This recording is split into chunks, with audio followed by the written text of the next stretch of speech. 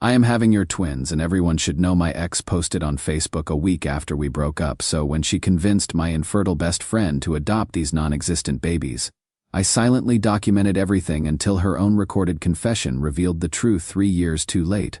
I, 27, never thought I would be posting something like this, but I am at my wit's end and could use some outside perspective. I grew up in a small Appalachian town in Tennessee where everybody knows everybody's business, and reputation matters. I run a custom furniture business that I inherited from my grandfather. He taught me everything I know about woodworking, and I have built it into something I am proud of over the last 5 years. Until a month ago, I was dating Kenzie, 25F, for about 8 months. She works as a social media coordinator for a local real estate company, and she is good at what she does, always knows exactly what to post to get attention, how to frame things just right. We met when she came into my shop looking for a custom dining table, and things developed from there. The relationship was fine, not perfect, but fine. We had different ideas about the future. I am settled here. She talks about moving to Nashville, but we enjoyed each other's company. About a month ago, we had a conversation where we both acknowledged we weren't heading in the same direction long term, and decided to end things amicably. No drama, no tears. Just two adults realizing we wanted different things. I helped her move the table I had made her to her new apartment. We hugged goodbye. And that was it. Or so I thought. Exactly. 1 week after our breakup, Kenzie posted on Facebook announcing she was pregnant, with twins, and she tagged me in it. I nearly dropped my phone when I saw it. The post included a generic ultrasound image. I later learned these are easy to find online, and a long paragraph about how scared but excited she was to embark on this journey, with pointed references to having to do it alone, but being strong enough for 3. I was stunned. We had always used protection, and she had told me multiple times she was on birth control. I immediately texted her asking why she hadn't told me privately first, and her response was cold. I tried calling, but you didn't pick up, and I need my support system right now. I checked my call log, no missed calls from her. Within hours, my phone was blowing up. My mom called asking why I hadn't told her she was going to be a grandmother. My pastor called to schedule a meeting to discuss my responsibilities. Friends were alternating between congratulating me and asking why I had broken up with Kenzie if she was pregnant. I tried to talk to Kenzie privately about this, but she would only communicate through texts saying she was too emotional to talk in person. When I asked about the timing, how she could be sure she was having twins just a week after our breakup, she said she had been keeping it from me because she knew I wasn't ready to be a father. When I suggested a doctor's appointment together, she said she didn't want to stress the babies with needless conflict. Here is where things get even more complicated. My longtime friend Brenna, 26F, has been struggling with infertility for the past 3 years. Her husband is deployed overseas, and the isolation has made her situation even harder. She and I have been friends since high school, and while we have never been romantic, we have always been close. She is like a sister to me. Somehow, within days of her announcement, Kenzie and Brenna became inseparable friends. I found out through mutual friends that Kenzie had approached Brenna with an incredible offer. Brenna could adopt one or both of the twins when they were born. According to what I heard, Kenzie told Brenna that she wasn't ready to be a mother but knew how badly Brenna wanted a child, and thought this was meant to be. When I tried to express my concerns to Brenna, suggesting that something seemed off about the whole situation, she became defensive and accused me of trying to get out of my responsibilities. I have seen the ultrasound. Cole, those are real babies. Your babies, she told me. How can you even suggest Kenzie would lie about something like this? I am not a confrontational person, never have been. After my parents split when I was young, I learned keeping peace was safer than rocking boats. I am always the first to apologize, to walk away from arguments. But this situation has me questioning everything. While I cannot definitively prove Kenzie isn't pregnant, several things don't add up. The suspiciously timed twins announcement just a week post-breakup, her refusal to let me attend any appointments, the generic ultrasound with no identifying information, how quickly she befriended my vulnerable friend Brenna, and her casual adoption discussions despite being supposedly early in her pregnancy. I am trapped. Questioning her publicly makes me look like a monster who abandons and disbelieves a pregnant woman. Going along means enabling what feels like cruel manipulation of Brenna and potentially paying child support for children that might not exist or be mine. Meanwhile, clients are canceling orders.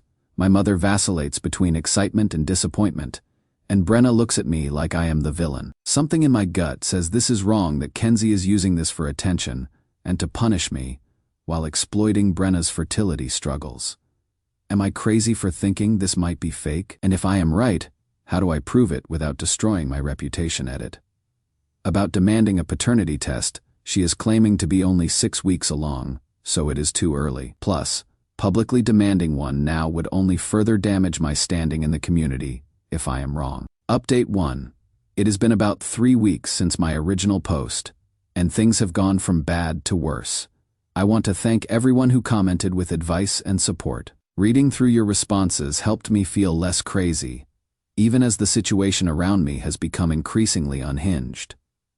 Kenzie has ramped up her social media campaign significantly. She is now posting daily updates about her pregnancy journey, complete with carefully filtered selfies where she is cradling her stomach, which looks exactly the same as before, vague references to morning sickness, and pointed comments about learning who really supports you when you are at your most vulnerable. Kenzie's created a #ThornTwins journey and secured sponsorships from local businesses.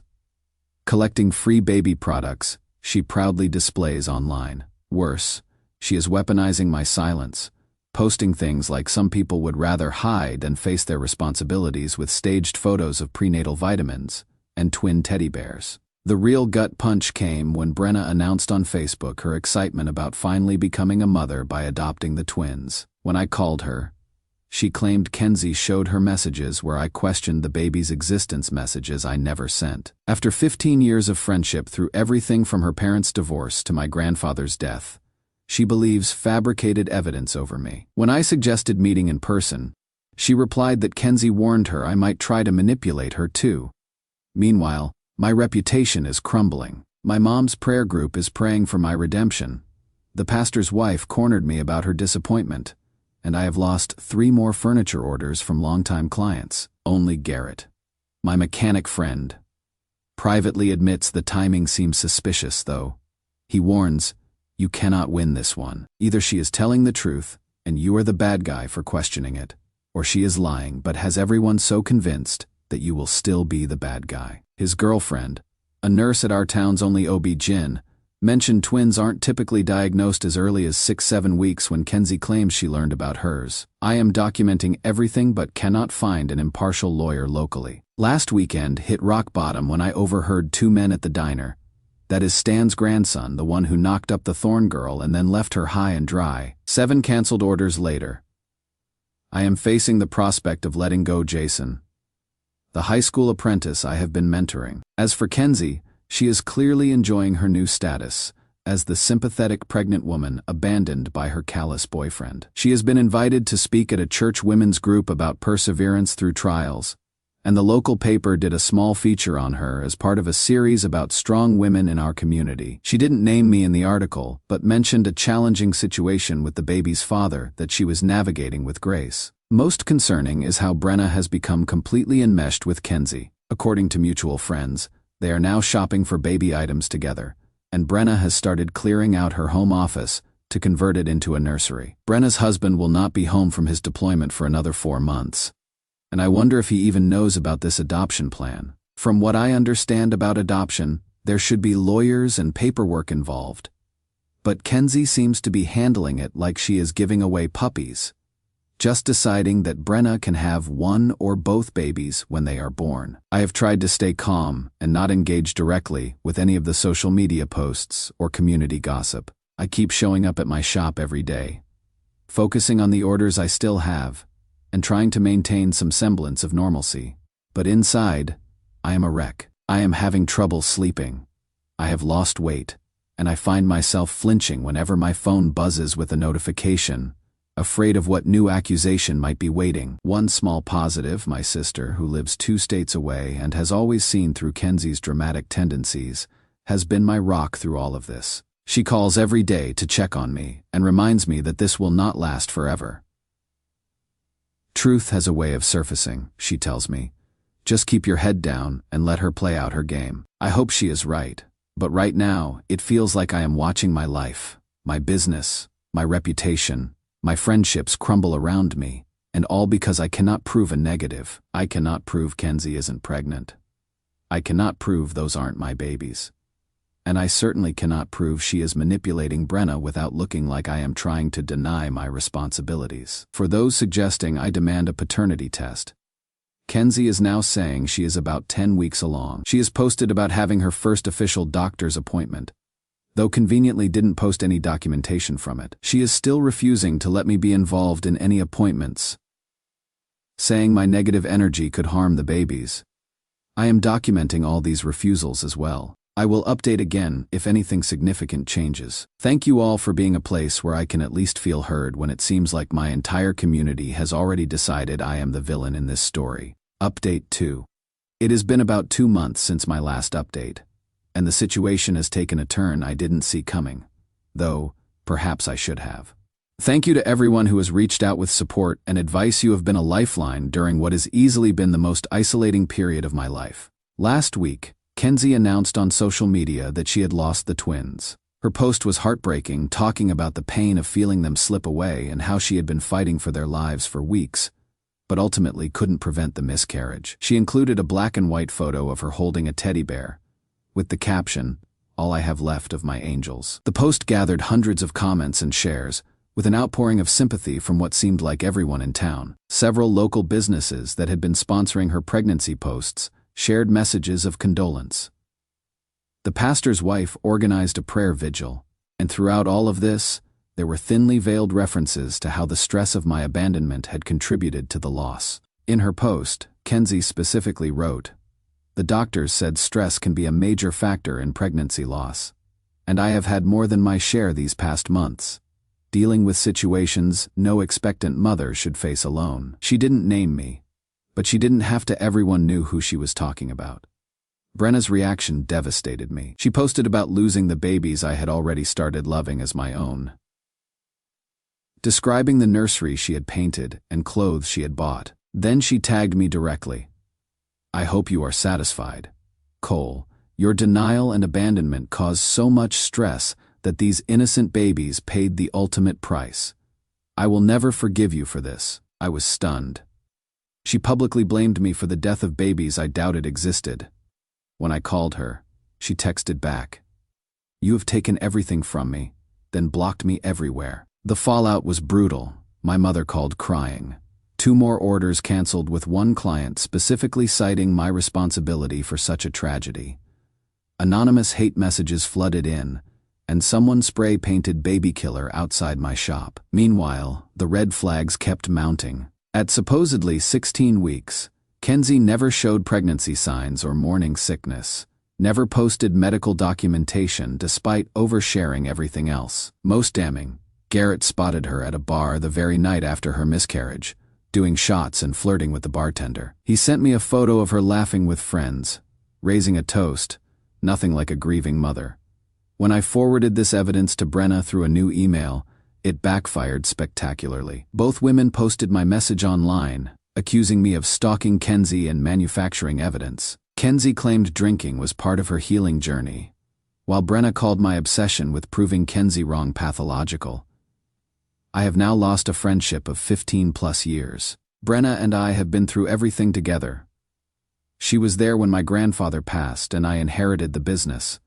I was there through all her fertility treatments and disappointments. We have supported each other through breakups, job changes, family dramas, everything. And now she will not even speak to me because she believes I am responsible for the loss of babies that I am increasingly certain never existed.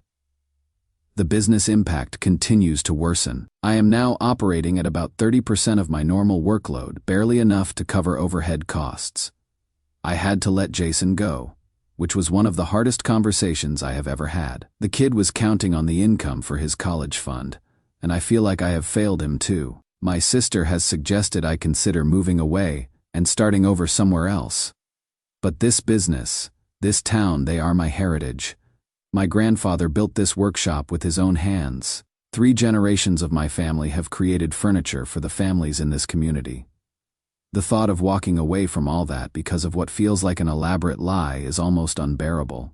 Garrett remains one of the few people still talking to me. He says he has started hearing whispers from others who are questioning Kenzie's story, especially after seeing her out partying so soon after her supposed loss. But they are all too afraid of the social backlash to say anything publicly. In a small town like ours, being on the wrong side of public opinion is a lonely, sometimes dangerous place to be. I keep hoping that eventually the truth will come out, that someone who knows something definitive will speak up, or that Kenzie will slip up in a way that is impossible to explain away. But right now, it feels like I am watching my entire life burn down around me, and all because I cannot disprove a pregnancy that I am almost certain never existed in the first place. What is most painful is Brenna. I keep thinking about how Kenzie targeted her specifically, knowing how vulnerable she was because of her fertility struggles. She exploited Brenna's deepest pain and greatest hope, built it up for months, and then crushed it all at once. And somehow, I am the one Brenna blames.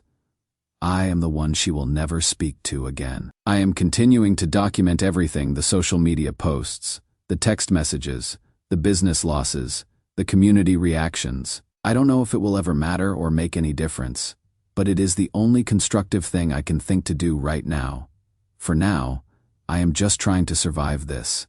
I go to the shop every day, work on what orders remain, and try to ignore the whispers and stares when I go into town for supplies. My sister calls it dignified silence, not engaging with the accusations, not adding fuel to the fire, just continuing to live my life as best I can while waiting for the truth to emerge. If anything changes, I will update again. Thank you all for being a space where I can share this without immediate judgment. It means more than you know. Final update. It has been 3 years since my last post here, and I have debated for a long time whether to share this final update. Part of me wanted to leave this chapter of my life firmly in the past, but I received so many supportive messages and advice from this community that I felt I owed you all some closure on what happened. The truth finally came out about Kenzie's fake pregnancy, but not in the way I expected, and far too late to undo most of the damage it caused. About 6 months after my last update, Garrett, the mechanic friend I mentioned, was at a bar in the neighboring town where Kenzie had started spending more time. He overheard her talking to a guy she was clearly interested in, and to his shock, she was bragging about the whole pregnancy scam. Garrett managed to record part of the conversation on his phone, where Kenzie can clearly be heard saying, "It was so easy. You just post an ultrasound pic from Google, talk about morning sickness, and everyone falls all over themselves to support you." By the time I announced the miscarriage, I had gotten free stuff from half the businesses in town. When the guy asked about the father, she laughed and said, he knew something was off, but couldn't prove it. Nobody was going to believe him over the grieving almost mother, right? Garrett immediately brought the recording to me. My hands shook as I listened to Kenzie casually discussing how she had destroyed my reputation and business for attention and free products. After some consideration, I decided not to post the recording publicly, partly because I wasn't sure of the legality of the recording itself, and partly because I had learned the hard way that public accusations often backfire in small communities. Instead, I shared it privately with a few key people: my mother, my pastor, and the owner of the local diner, who had always been a central hub for town gossip. I didn't push them to spread the information, just asked them to listen and judge for themselves. Over the following weeks, the recording made its way through town. Garrett also found other witnesses who had heard Kenzie make similar boasts or had noticed inconsistencies in her story. Gradually, public opinion began to shift. People who had canceled orders sheepishly reached out about rescheduling. My mother's prayer group, which had been praying for my redemption, switched to praying for healing in our community. After such deception, Kenzie initially tried to claim the recording was manipulated or taken out of context. But when multiple people came forward with similar stories of her bragging about the deception, she changed tactics. She deleted all her social media accounts and abruptly moved to Nashville, where she had always claimed she wanted to live. According to mutual acquaintances, she is now working for a different real estate company there and, most disturbingly, has 4 children with different fathers. Real children this time, but the vindication came too late for a lot of things. My business had already suffered irreparable damage. I had to sell my grandfather's workshop to cover debts and eventually took a job with a commercial furniture manufacturer 2 towns over. I still make custom pieces on the side from a small home workshop, but the family business that had been passed down for 3 generations is gone. And then there is Brenna. The revelation about Kenzie's lies hit her even harder than it hit me. She had spent months planning her life around children that never existed, had shared her hopes and excitement with everyone, had painted a nursery, and bought baby clothes. When the truth came out, she refused to accept it initially. She accused me and Garrett of fabricating evidence to escape responsibility, and clung to Kenzie's version of events, even as Kenzie herself was abandoning the story. Eventually, as more evidence emerged and Kenzie fled town, Brenna had to face reality.